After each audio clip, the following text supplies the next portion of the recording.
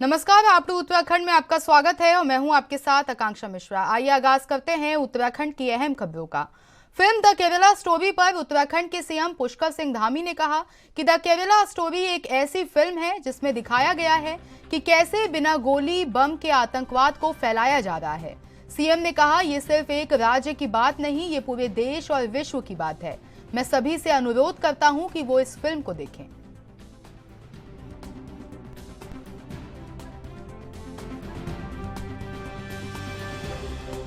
देखिए, ये the story Kerala एक ऐसी फिल्म है जिस पर यह सच दिखाया गया है कि किस प्रकार से बिना गोली बारूद बम इसके बिना किस प्रकार से आतंकवाद को फैलाया जा रहा है, किस प्रकार से जो घिनौनी जो चीज़ें हैं उनको किस तरह से आगे बढ़ाया जा रहा है। उसमें पूरी तरह से इस बात को दिखाया गया है। ये केवल एक राज्य की बात नहीं है, ये पूरे देश के अंदर, पूरे विश्व के अंदर जिस प्रकार से तेजी से हुआ है उसकी पटकथा है।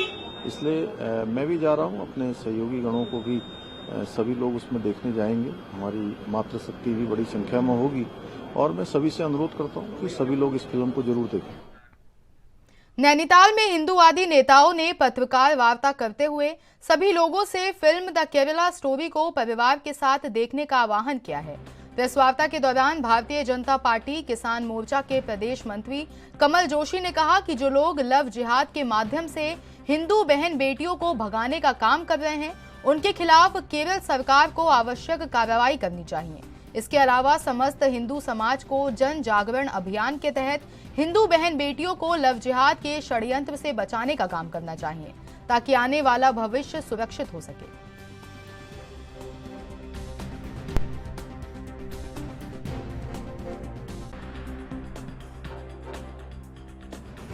आज हम सब लोगों ने जो है जब द केरल स्टोरी जो लव जिहाद पे आधारित जो पिक्चर आई है या रिलीज हुई है, हमने इसमें लव जिहाद के नाम से किस प्रकार से एक मुस्लिम समुदाय के लोग हिंदू बहन बेटियों को किस प्रकार से फंसाकर और उनके साथ किस प्रकार का दुर्व्यवहार करते हैं, तो यह आज सभी लोगों को देखने के लिए बहुत ज़रूरी है। हमारे देश के यशस्वी प्रधानमंत्री जी ने भी इसमें चिंता करते हुए कि यह जो पिक्चर है इसके माध्यम से जो सत्यता को करा गया है, एक और ऐसे लोगों के द्वारा उन लोगों को सपोर्ट करने का काम किया जा रहा। हमारा लोगों से, जनता से यह अपील है कि मांग है कि इस पिक्चर को ज़रूर देखें और परिवार के लोगों को दिखाएं।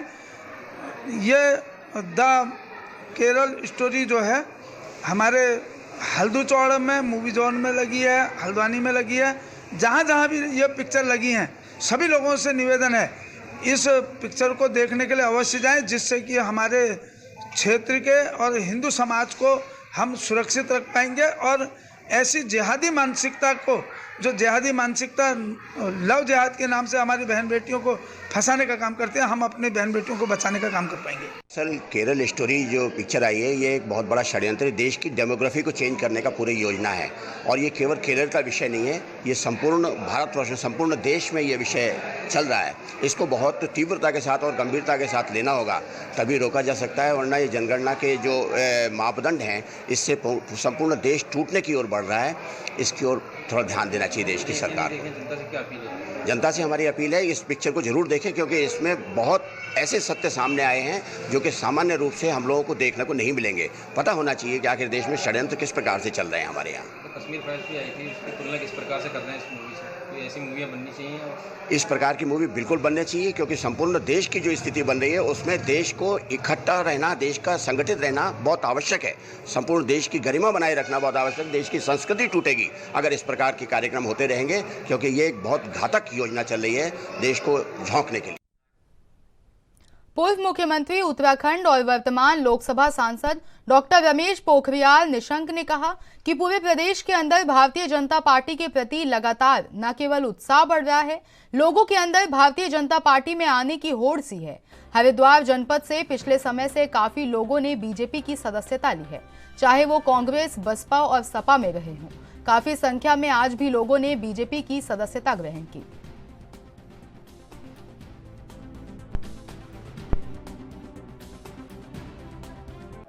हमारे प्रदेश के अध्यक्ष जी ने जिस बात को कहा है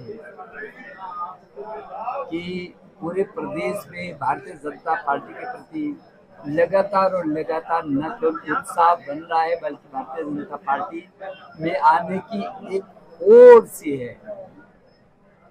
हरिद्वार जनपद से पिछले समय से आपने देखा कि कांग्रेस और बीएसपी और अन्य दलों के सभी लोग बहुत बड़ी संख्या में भारतीय जनता पार्टी में आए। आज भी उसी श्रृंखला में बीएसपी के प्रदेश के महासचिव और पूर्व जिला पंचायत के अध्यक्ष चौधरी राजेंद्र सिंह जी अपने बहुत बड़े दल के साथ, जिसमें बीएसपी के जिले के, प्रदेश के, मंडल के पूर्व वर्तमान प्रधान, पूर्व प्रधान, पूर्व ब्लॉक प्रमुख, उप प्रमुख, सारे के सारे बीएसपी के बहुत बड़ी टीम के साथ आज भारतीय जनता पार्टी में सम्मिलित हुए हैं। हमारे प्रदेश अध्यक्ष जी ने उनको सम्मिलित किया है और साथ में ही जो बरखा रानी जिला पंचायत की पूर्व अध्यक्ष रही हैं और कांग्रेस में पिछले 25 साल से काम कर रही थी, वो भी एक बहुत बड़े और कांग्रेस की वरिष्ठ नेता रही है। वो कांग्रेस के प्रदेश स्तर, जिला स्तर, मंडल स्तर के तमाम पदाधिकारियों के साथ आज भारतीय जनता पार्टी। बीजेपी के प्रदेश अध्यक्ष महेंद्र भट्ट ने कहा कि ये 5वां कार्यक्रम हरिद्वार का है। इस क्षेत्र के विभिन्न दलों के कार्यकर्ता आज बीजेपी में शामिल हुए हैं। बीजेपी ने सभी लोगों का जोरों शोरों से स्वागत किया।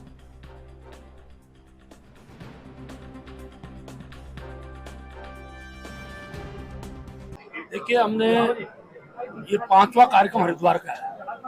जिस क्षेत्र से बड़ी संख्या में राजनीतिक दलों के कार्यकर्ता हमसे जुड़ना चाहते हैं, उनका हार्दिक स्वागत किया, अभिनंदन किया। आज जिला पंचायत के 2 पूर्व अध्यक्ष राजेंद्र सिंह जी और बरखा रानी जी, उनके सभी वरिष्ठ सहयोगी, अनेकों ग्राम प्रधान, क्षेत्र पंचायत के सदस्य, जिला पंचायत के सदस्य, इन्होंने भारतीय जनता पार्टी संस्था ग्रहण की है।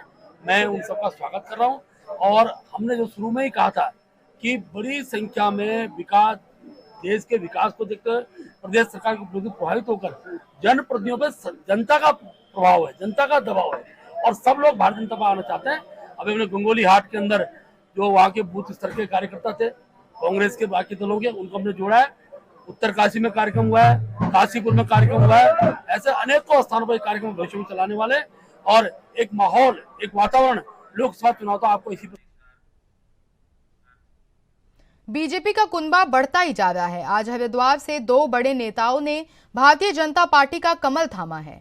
बसपा छोड़कर आए राजेंद्र चौधरी और कांग्रेस की पूर्व विधानसभा प्रत्याशी रही बरखा रानी ने अपने सैकड़ों समर्थकों के साथ बीजेपी का दामन थामा। इस मौके पर हरिद्वार लोकसभा सीट से सांसद रमेश पोखरियाल निशंक और प्रदेश अध्यक्ष महेंद्र भट्ट ने बीजेपी का पटका पहनाकर पार्टी की सदस्यता दिलाई।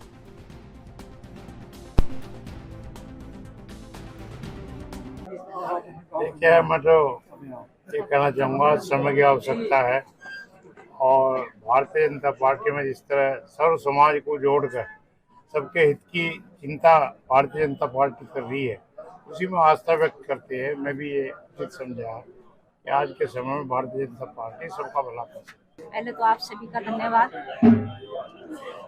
आज भारतीय जनता पार्टी में आने का निर्णय इसलिए लिया गया क्योंकि मेरे साथ में बड़ा अन्याय हुआ। आप सभी को मैं बताना चाहती हूँ कि मैं जिला पंचायत की अध्यक्ष 2002 में बनी थी और उसके बाद में मैं हमेशा समाज की सेवा ही करती रही, चाहे वो जिला पंचायत के रूप में भी हो और या संगठन के रूप में। पर मैंने हमेशा कांग्रेस पार्टी में रहते हुए पूरी निष्ठा से और पूरी ईमानदारी से काम किया है। लेकिन इतने सालों के बाद में इस बार मुझे कांग्रेस पार्टी ने प्रत्याशी बनाया था। लेकिन एक ही बात जरूर मैं कहना चाहती हूँ कि शायद मुझे ऐसा लगता है कि कांग्रेस पार्टी आदरणीय हरीश रावत जी के हाथों से ही नहीं कंट्रोल रहता है। रिमोट कंट्रोल उनके हाथ में है। वे जिसका चाहे टिकट कटवा दे, जिसका चाहे दिलवा दे।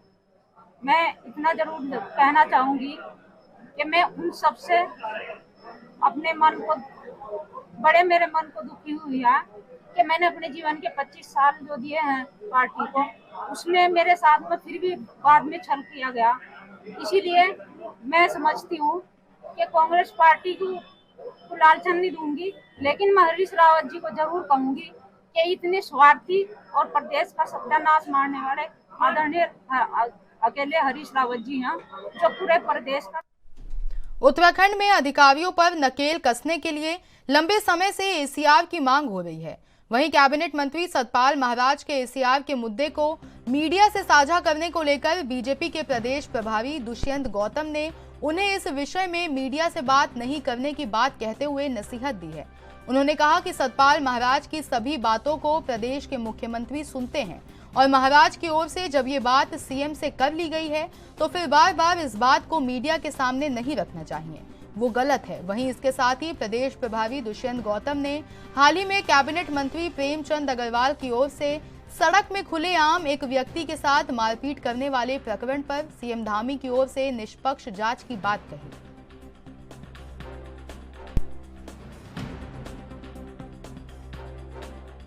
गलत लगता है, मुझे लगता है ये बात उनको आपको के साथ करने की उनकी बात नहीं है।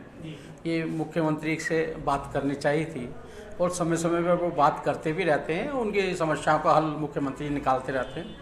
तो अगर आपसे की है तो उन्होंने वो गलत की है और मुख्यमंत्री से करेंगे तो उसका हल निकलेगा। सर प्रीतम मुख्यमंत्री जी ने निर्देश दिया है, उसकी इंक्वायरी जांच कर रहे हैं। सोशल मीडिया पे वीडियो वायरल है, जो जांच कर ऐसा जांच होगी क्या न्यायपालिका बंद कर दें, कानून बंद कर दें, वकील बेरोजगार कर दें, वकीलों को बेरोजगार कर देंगे।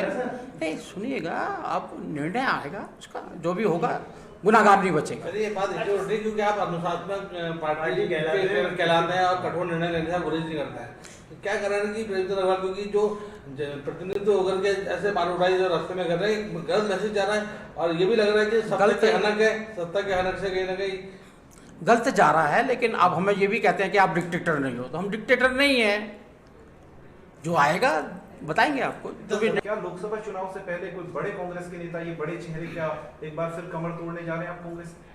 देखिए हम 3 पर थे, 303 पे आ गए। कहाँ से आए हैं सारे के सारे? ये कहीं ना कहीं से तो आए ही हैं ना ये। तो ये हमारी कार्यशैली है, हमारी कार्यशैली को सबने स्वीकार किया है। राष्ट्रीय हित में काम कर रहे हैं, देश हित में काम कर रहे हैं, जनता के हित में काम कर रहे हैं और राजनीतिक दल में जो भी काम कर रहे हैं वो यही चाहते हैं, जिनको अनुकूलता होती है वहाँ बढ़ते हैं। प्रदेश बीजेपी के प्रभारी दुष्यंत गौतम इन दिनों उत्तराखंड के दौरे पर हैं। अपने 3 दिवसीय दौरे के दौरान दुष्यंत ने पार्टी कार्यकर्ताओं की बैठक ली और साथ ही कैबिनेट मंत्री स्वर्गीय चंदनराम दास के आवास पर जाकर उन्हें श्रद्धांजलि भी दी। उनके इस दौरे को लेकर बीजेपी प्रदेश अध्यक्ष महेंद्र भट्ट ने जानकारी दी है।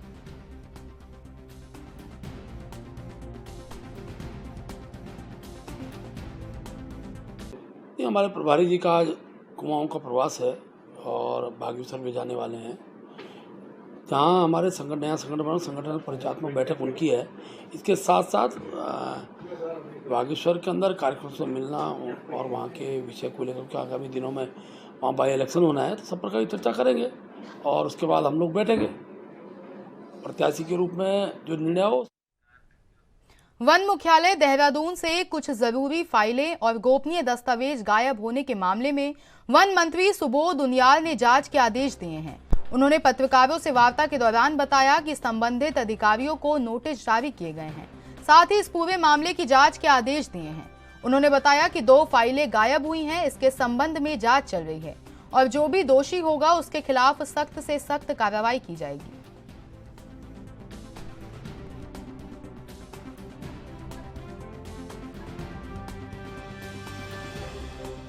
देखिए, ये संज्ञान में मेरे भी आया है और इसमें निश्चित जो रिकॉर्ड कीपर होता है, जो भी संबंध कंसर्न रखती है, जिसके भी सपोज अगर अकाउंट की फाइल अकाउंट सेक्शन के पास थी तो दूसरी फाइल दूसरे सेक्शन में थी, तो जो पर्सन कंसर्न है उनको नोटिस जारी कर दिए गए और मामले की जांच के आदेश दे दिए गए, ताकि इस वस्तुस्थिति से पता करके जो आदमी दोषी हो उसके खिलाफ कार्रवाई की जा सके।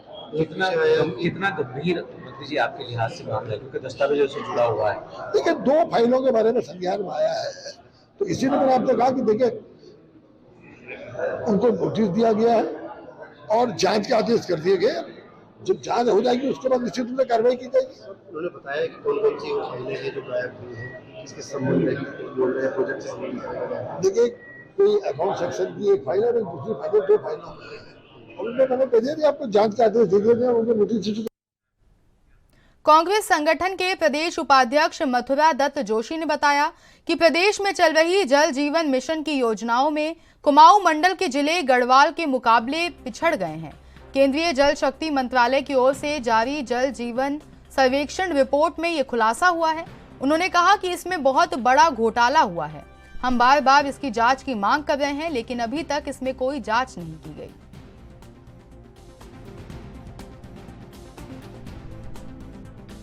जल जीवन मिशन में बहुत बड़ा घपला है, अरबों रुपए का घपला है। हम बार बार जांच कराने की बात कर रहे हैं, सरकार तैयार नहीं होती। उसमें सरकार के मंत्रियों की संलिप्तता है, सरकार के अधिकारियों की संलिप्तता है, बहुत बड़ा घोटाला है। अगर सरकार में नैतिकता होती तो उसकी जांच कराती और जो लोग धन के दुरुपयोग में जो दोषी हैं उनके खिलाफ कार्रवाई करती। तो हम कहते हैं कि सरकार भ्रष्टाचार मिटाना चाहती है, सरकार भ्रष्टाचारियों को संरक्षण दे रही है और उनको पल्लवित और पोषित करने का काम कर रही है।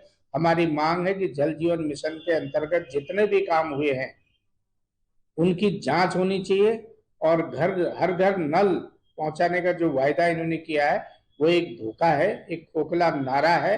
जिन लोगों को पानी मिल रहा था गांव में और हर घर जल, हर घर नल योजना बनने से वो जल पीने से भी बन।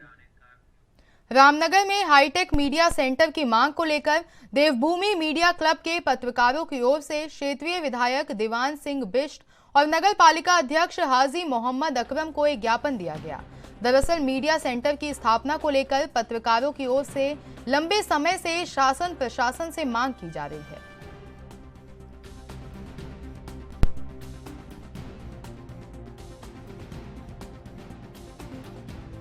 हाँ, ये मेरी जानकारी में है, क्योंकि बहुत पहले से मांग है और होनी भी चाहिए मीडिया सेंटर के लिए। और पिछली बार जब जसंगी जी के टाइम पर कोशिश की थी हम लोगों ने, तो वहाँ व्यवस्था की थी। अब जब ध्वस्तीकरण हुआ है तो उसके बाद अब नई पार्किंग की है, जैसा डीएम साहब ने भी कहा है कि हम ये बहुमंजिला जो पार्किंग हो रही है इसमें व्यवस्था करेंगे। मैं भी अपनी ओर से बात रखूँगा डीएम साहब से भी, कमिश्नर साहब से भी, कि मीडिया सेंटर वहाँ पर व्यवस्था करनी चाहिए।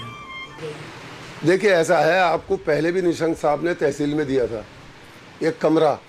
आप सबसे पहले तो उस पर अड़े कि हमें यहाँ कमरा बना के दिया जाए।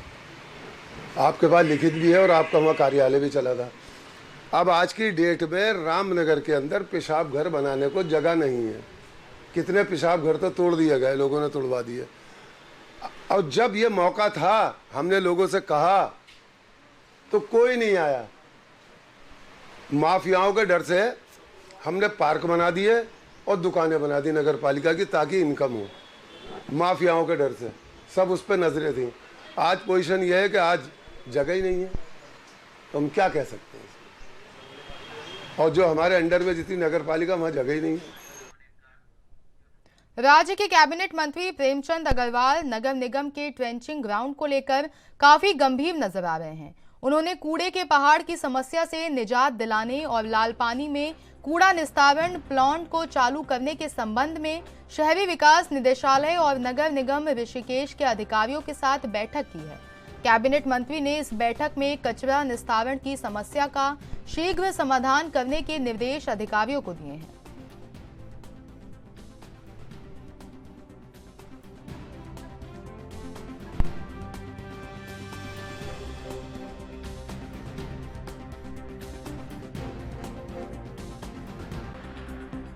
अंतर्राष्ट्रीय हिंदू परिषद अब सक्रिय भूमिका में आने लगा है।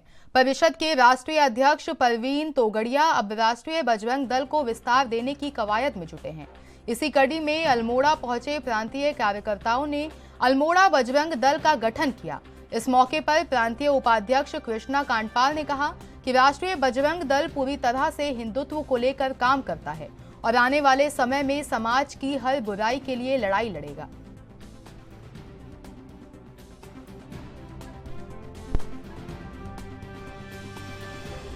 आज अल्मोड़ा में बैठक का तात्पर्य था, पूर्व में कुछ हमारे कार्यकर्ताओं की घोषणाएं जो हल्द्वानी में हुई थी और कुछ लोगों की घोषणाएं आज हमारे क्षेत्र संगठन मंत्री माननीय सुभाष जी के द्वारा यहाँ पर हुई, तो उनका स्वागत का कार्यक्रम था।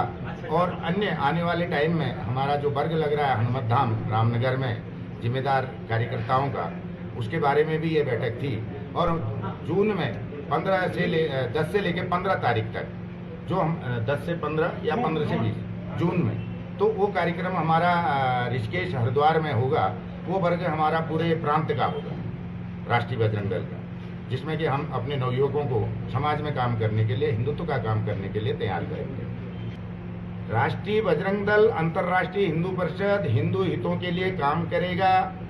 हिंदू ही आगे के बैनर पर वो काम करेगा। जहाँ पर भी हिंदुओं को कोई भी कष्ट हो, गौ माता से लेके अस्पताल की सेवा से लेके समाज की सेवा तक लेकर के, और जिहादियों से बचाने का काम, भूमाफियाओं से बचाने का काम, जिस किस्म के अनैतिक कार्य जो उत्तराखंड के इस देवभूमि के अंदर चल रहा है, उनको रोकने का काम ठोकने के बाद भी राष्ट्रीय बजरंग दल करेगा। लंबे समय से जंतर मंतर पर पहलवानों के चल रहे धरने ने अब राजनीतिक रूप लेना शुरू कर दिया, जहां अब जुबानी जंग भी तेज हो गई है। और इसी का नतीजा है कि उधम सिंह नगर के बाजपुर में एक कार्यक्रम में हिस्सा लेने आए कर्णी सेना के राष्ट्रीय अध्यक्ष वीरू सिंह पहलवानों पर मंच से जमकर बरसे। इसके बाद मीडिया से मुखातिब होते हुए उन्होंने विवादित बयान भी दे दिया। उन्होंने बृजभूषण सिंह के पक्ष में बोलते हुए पहलवानों को समर्थन देने वाले संगठनों को भारत तेरे टुकड़े होंगे गैंग का सदस्य तक बता दिया।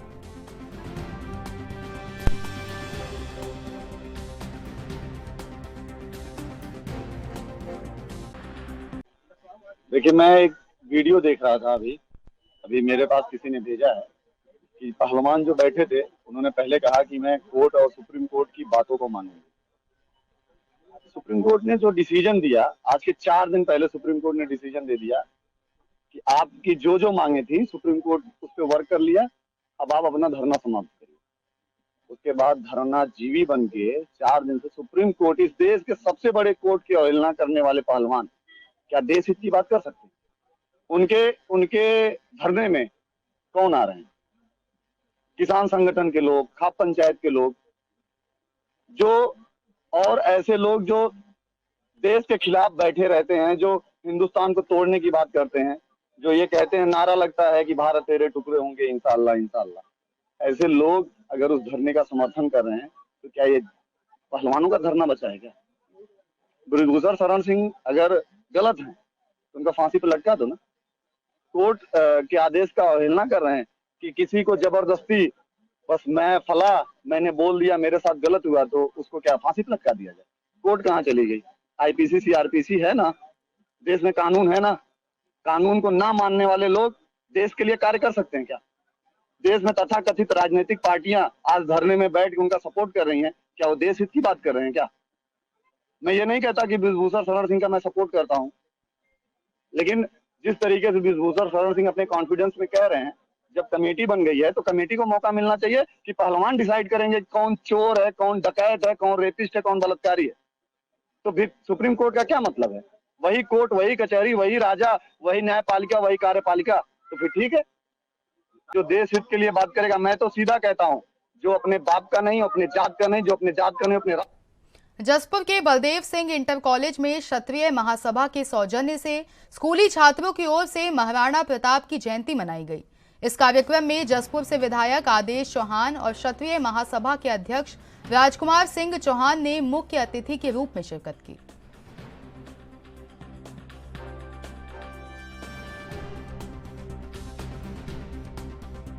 प्रताप जयंती है, उसका आयोजन हमारे बलदेव सिंह इंटर कॉलेज में हुआ।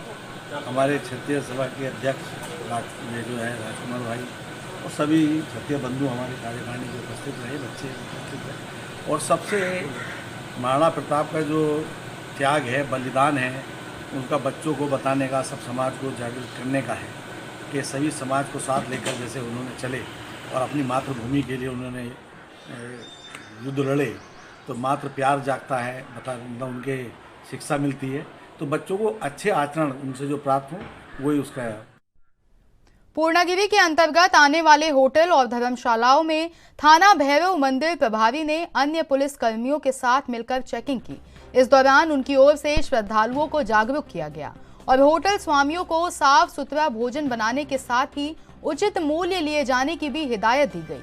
इस मौके पर थाना प्रभारी हरीश प्रसाद ने पूर्णागिरी में श्रद्धालुओं को किसी भी तरह की समस्या होने पर नजदीकी थाने में सूचना देने की अपील की।